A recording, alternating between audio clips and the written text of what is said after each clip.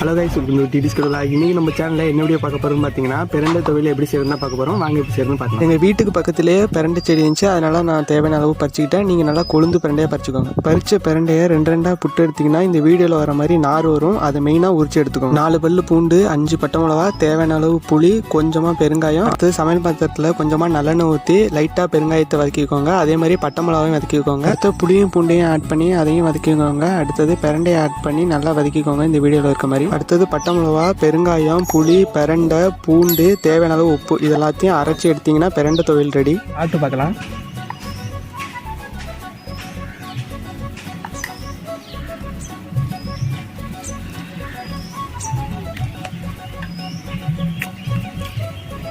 Taste பார்த்தீங்கன்னா வேறு லெவலில் இருக்குது. இதை நீங்கள் சாப்பிட்டீங்கன்னா உங்களுக்கு வந்து நல்லா பசி எடுக்கும்.